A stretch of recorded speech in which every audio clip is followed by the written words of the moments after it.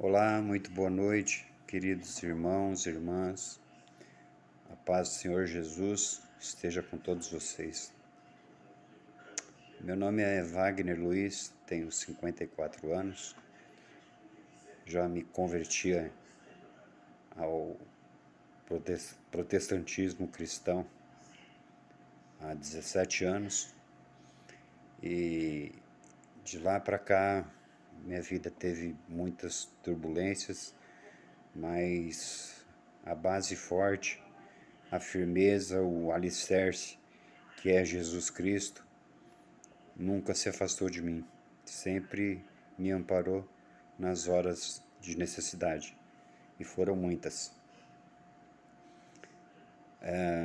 Deus tocou meu coração para falar a vocês que alguns estão desiludidos por uma liderança cristã evangélica do meio gospel, ou um pastor de igreja, ou um líder de louvor, enfim, um amigo apenas, um membro da igreja, que te decepcionou grandemente, não em assuntos rotineiros e cotidianos, mas no que diz respeito à sua fé.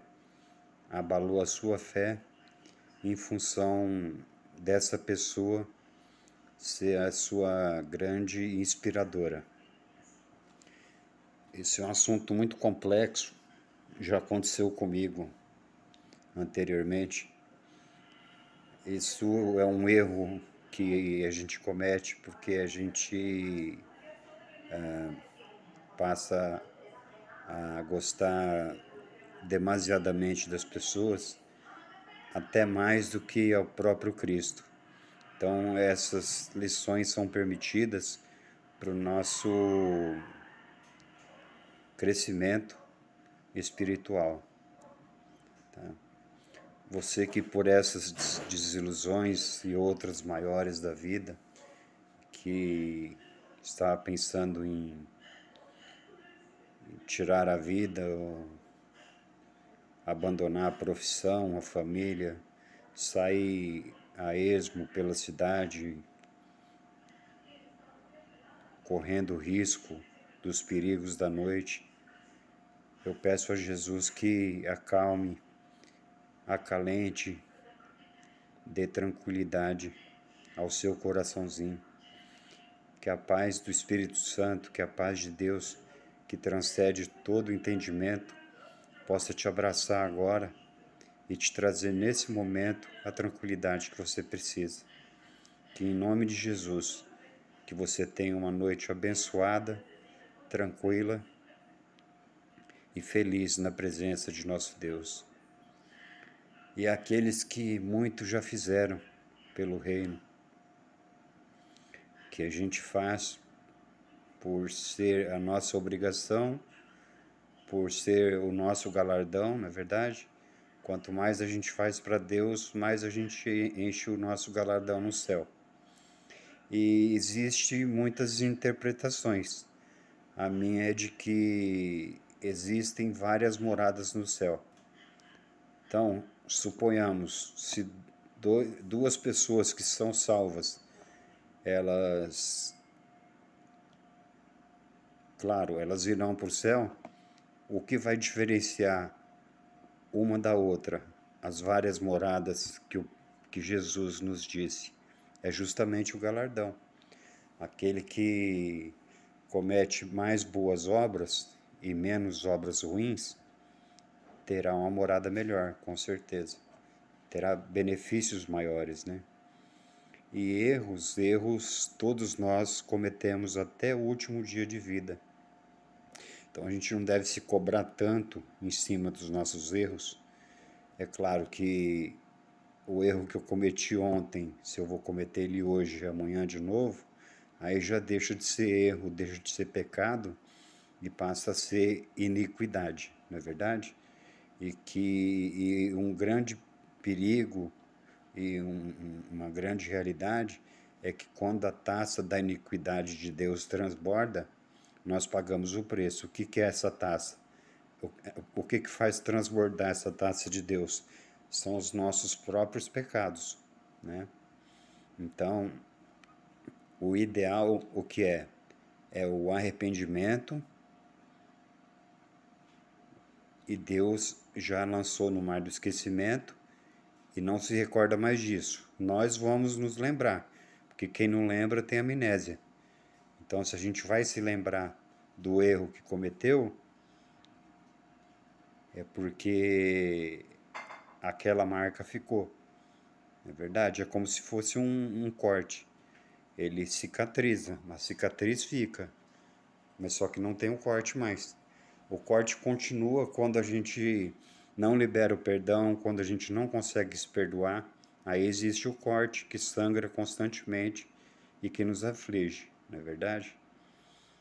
E Jesus, ele é tão poderoso e tão misericordioso que ele, ele nos perdoa todos os dias. Então, se o meu erro de hoje e amanhã eu me arrepender com o coração quebrantado e com a alma contrita, Deus vai me perdoar, Jesus vai me perdoar. Aí daqui a alguns dias eu cometo um erro grave, grave ou não grave, um pecado. Eu cometo um pecado, eu não tenho que esperar para chegar à noite, para o meu travesseiro, para conversar com Deus e pedir perdão. Isso pode ser em qualquer lugar. Pode ser dirigindo o carro, caminhando, dentro do ônibus, dentro do trem, dentro do avião, em qualquer lugar. Por que que isso é muito importante? Porque você, eu, se a gente erra, peca e pede perdão sinceramente, Deus perdoa. Essa é a palavra de Deus e essa é a verdade. Deus perdoa e já somos novamente uma nova criatura. Quando estamos sem pecado, o que a gente tem no nosso corpo? O que a gente tem na gente? Quando a gente está sem pecado, a gente está em santidade, certo? Aquela passagem bíblica das, das virgens, aonde Jesus alerta a elas que elas tomem cuidado para não estar sem o azeite na hora da vinda, na hora da abertura da porta, não é verdade? E quando a porta se abre, as virgens entram e uma não entra. Por que ela não entra? Porque ela está sem o azeite. O azeite representa o quê? O azeite é o quê? É a santidade. Então, se você, eu, qualquer um, se a gente pede o perdão e se arrepende, a gente volta a ter o azeite de novo. Porque a gente pecou, a gente perdeu o azeite. Perdeu não, deixou vazar, deixou embora. Por erro nosso, porque ninguém obriga ninguém a pecar. O pecado é voluntário. O pecado ele é muitas vezes induzido, mas ele nunca é obrigatório. Então, se a gente deixou vazar nos dedos o azeite, que é a santidade, e logo em seguida a gente pede o perdão, e o perdão vem, sempre vem, através de Deus, a gente se enche novamente do azeite. Por que isso é importante? Se no minuto seguinte, ninguém sabe o dia e a hora, Jesus disse isso, nem os anjos, nem próprio Jesus, só Deus. Se no minuto seguinte o arrebatamento vier, se for levar os santos junto com ele, quem não tiver em santidade não vai ver a face de Deus. Esse é o motivo da explicação da santidade do azeite. Quem não tiver em santidade não vai ser arrebatado, entende? Então, o crente, o católico, qualquer um aqui, sem fazer acepção de pessoas, e. Só um instantinho, por favor. Sem fazer acepção de pessoas, e tem muitas pessoas que se acham espiritualizadas demais e deixa para conversar com Deus uma vez por semana, uma vez só na noite. E não. E a palavra já é categórica, né? vigiar e orar sem cessar, incessantemente, né? A comunhão nossa com Cristo tem que ser constante, tem que ser sempre muito fervorosa e com bastante devoção. Os acontecimentos que a gente percebe aí a nível mundial têm demonstrado que os problemas eles estão se agravando, né? O povo de Israel, por que é um povo escolhido? Se for olhar, grosso modo, para quem não faz uma leitura aprofundada da Bíblia, não procura se informar, não procura estudar, o povo de Israel é um povo escolhido por quê? Se Deus é justo, por que ele escolheu só um povo? Homem, mulher, igual eu e você, por que aquele povo é dele e o restante não? Tá. O povo de Israel foi um povo eleito, escolhido por Deus, porque na época, entre os que estavam na terra, foi aquele a quem Deus mais se agradou, principalmente de Abraão, né? Abraão foi amigo de Deus, tanto que a grande promessa da terra prometida foi feita a Abraão, né? E para quem acha que Jesus ele apareceu só no Novo Testamento, tá errado. Que lá no monte, quando Abraão subiu para sacrificar Isaac, no momento derradeiro, Isaac perguntou, mas onde está o cordeiro? Onde está o cordeiro? E apareceu um cordeiro. E quem era esse cordeiro? Jesus Cristo, que apareceu como um cordeiro e na forma figurativa, lá no Novo Testamento, que ele foi como um cordeiro mudo para o abatedouro, entende? E ele foi para o abatedouro na época de Abraão, porque precisava ter um sacrifício. O tanto que Deus amava o ser humano, já tinha entregado Jesus a primeira vez, e depois novamente, lá na crucificação, né? Então, eu gostaria de fortalecer a fé de vocês, dizer que apesar dos tempos modernos aí, que Deus não muda, Deus é o único. A quem acho que hoje em dia é difícil quem não lê uma passagem bíblica, até função de internet, muita informação, mas eu creio que quase todos já leram a Bíblia, pelo menos uma parte. Mas para quem se interessa no estudo e no aprendizado e na edificação, eu aconselho a partir do Novo Testamento. Começa a leitura no Novo Testamento até Apocalipse, depois vai de Gênesis até terminar, né? O Novo Testamento primeiro, depois o Velho. Porque assim a assimilação das informações ficam melhores, sabe?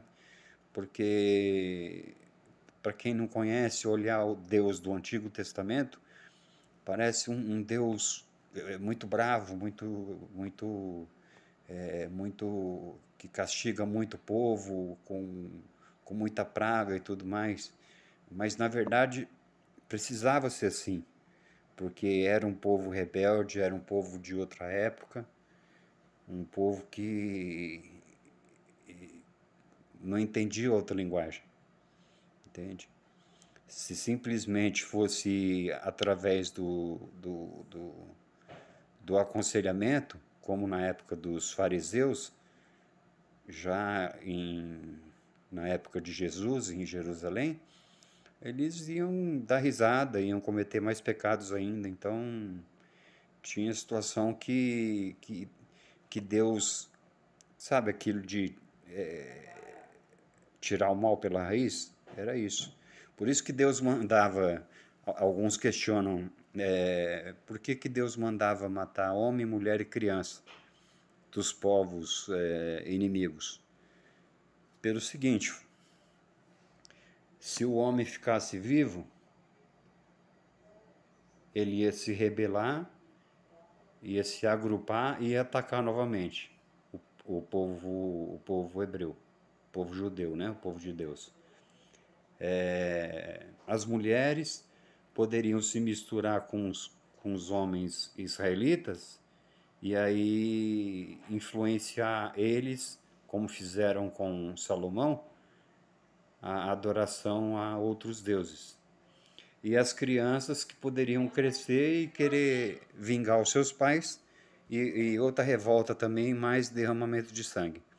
Então, para evitar esse tipo de situação, é que Deus determinava matar tudo, homem, mulher, criança, e era dessa forma, e Deus se desagradava quando não se cumpria esse mandamento, né? Que foi o que fez Salomão, que desagradou muito a Deus. Jesus é um exemplo fantástico, sabe? Ele se doa por nós até os dias de hoje. Ele sente a nossa dor. Eu já vivenciei alguns momentos da minha vida onde eu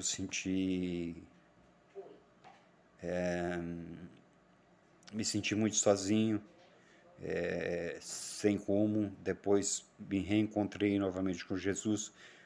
Afastamento meu por descuido, por vacilo, por dar atenção e prioridade a outras situações que não a Deus, né? E eu aprendo muito com a minha esposa, que ela me ensina bastante, porque eu sou muito metódico, sabe? Muito radical. 8, 80 e nada na vida deve ser assim.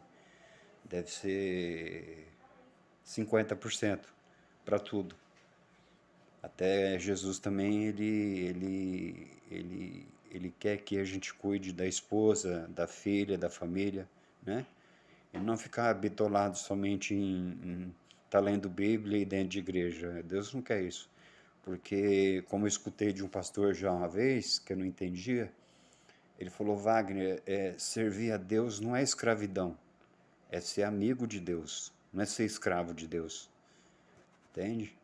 Então é isso, sabe? É claro que o primeiro amor leva a gente a isso, a querer estar buscando constantemente 24 horas, né? Quando a gente está se esfriando na fé, a gente deve se lembrar do primeiro amor para buscar uma motivação, mas tudo tem que ter o meio termo, né? Tem que ter um tempo para sair, para curtir a família, para ver os amigos, para ir à igreja, sempre. Porque o culto na igreja dura 1 hora e meia, 2 vezes por semana. Isso aí não vai atrapalhar a vida social de ninguém. E só vai edificar. É um fortalecimento que a gente vai buscar, uma aproximação com Deus, e a gente com isso só tem a ganhar e nada a perder, né? Amanhã eu volto a conversar com vocês, eu vou fazer algumas leituras e Deus tem me colocado boas ideias aí em mente para divulgar com vocês alguns assuntos pertinentes aí à Bíblia Sagrada, né? A Palavra de Deus.